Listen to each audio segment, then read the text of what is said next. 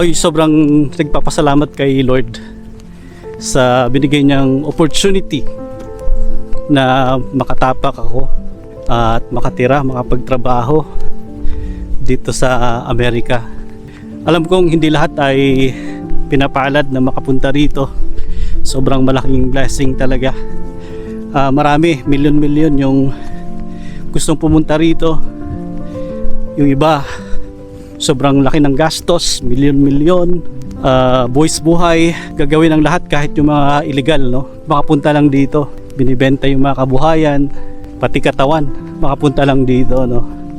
Alam nyo naman yung mga mass migrations na pupunta rito ng alam nilang delikado, bawal, basta makarating lang dito. Tayo guys, lumaban tayo ng parehas, nag-migrate tayo ng naayon sa batas ng Amerika, hindi tayo nag-shortcut.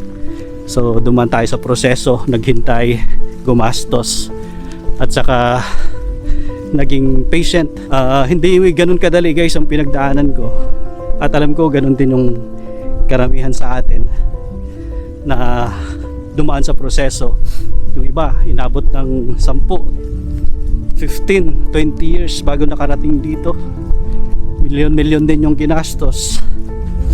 At ang kasamaang palad, yung iba gumastos na, nag-effort na, nagsakripisyo na, hindi pa rin nakarating dito. Kaya I'm really blessed na ako, at saka hindi lang ako, pati yung pamilya ko nakasama ko dito, no? Yung misis ko, tsaka yung 2 anak ko. Okay guys, my first realization ay America is not easy money. So nung wala pa ako sa Amerika, nasa Pilipinas pa lang, akala ko pag nakapunta ka sa Amerika, biglang yaman ka kaagad at madali na yung pera. So yes, mataas ang sahod, pero mataas din yung mga gastusin dito. Mahal lahat, no? Ang renta, groceries, insurance, tax, lahat ay mataas. Kaya karamihan dito guys, kahit may full-time jobs, ay paycheck to paycheck pa din, no? So yun guys, hindi easy money ang Amerika talaga. I realized that after 5 years. Ikalawa guys, you're really on your own here. So dito ko na-realize guys, pag napunta ka dito sa Amerika, kailangan mong maging strong, independent, proactive. So walang tutulong sa'yo, no? Ikaw lang at saka yung pamilya mo, no? So kailangan marunong kang magtanong, mag-research, at marunong kang ipaglaban yung sarili mo. Kasi kung di mo gagawin yun, magiging kawawa ka or mapag-iwanan ka. Ikatlo guys, homesickness is real. Kahit gano'n kaganda pa yung buhay ng mga tao dito sa US guys, nakakamiss pa rin yung Pilipinas. Yung mga family gatherings, mga small talks, no? Mga maikling kwentuhan, yung Philippines vibe, at yung feeling na lagi kang may kasama.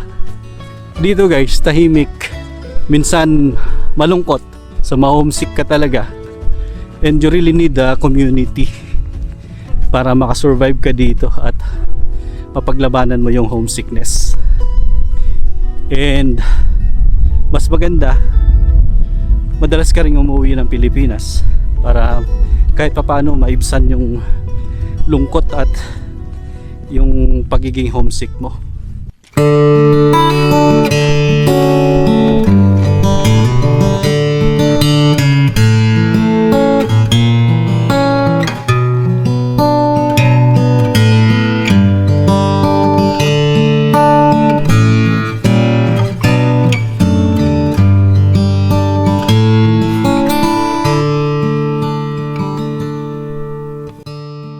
Living in the US, guys, forced me to grow up.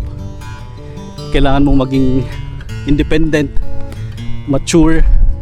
Kasi nga, nag-iisa ka no?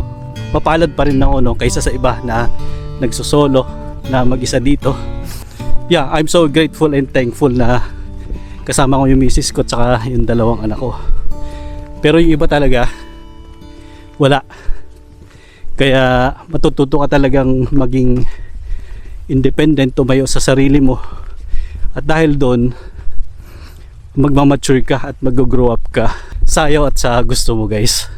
So ginusto mong pumunta rito, kaya yeah, pangatawanan mo yun, no? Mahirap siya, pero doon ka rin lalakas at magiging confident sa sarili mo, which is a great thing, no? Kasi pag nasanay ka dito sa abroad, kahit saan ka ilagay ay makakasurvive ka. Yun yung the best. Panglima, guys, success takes time. So after 5 years na pag-stay ko dito, feeling ko di ko pa rin naabot yung goal. So akala ko after 5 years marireach ko na lahat ng mga naisin ko sa buhay, like pwede nang mag-retire. Pero hindi pala ganun, no? So it takes time, no? It takes effort, it takes sacrifices. Kasi hindi lang naman ako, yung pamilya ko dito at saka sa Pilipinas umaasa din sa'yo. Kaya it's okay. Hindi naman tayo pare-pareho ng journey. Bawat immigrant may kanya-kanyang story. At hindi naman tayo nagko-compete sa isa't isa. May sarili-sarili tayong landas, no? Dasinusuong sa araw-araw at sa pag-abroad natin. What matters most is may progress ka. So may lessons at importante hindi ka sumusuko. Kung nakatira ka dito sa US or Canada or ikaw ay OFW saan man sa mundo, ay hindi ka nag-iisa, guys. So yung mga pinagdadaanan mo, halos lahat ng mga overseas Filipino workers, immigrants, ay dumadaan sa ganito, no? And if you're still dreaming na makapunta dito sa Amerika, tandaan mo, America has more opportunities for you, but it will test you mentally, physically, emotionally, spiritually. Kung ikaw ay isang Filipino immigrant, ay comment below kung ano yung mga realizations mo after living abroad. Bye, guys. Thank you.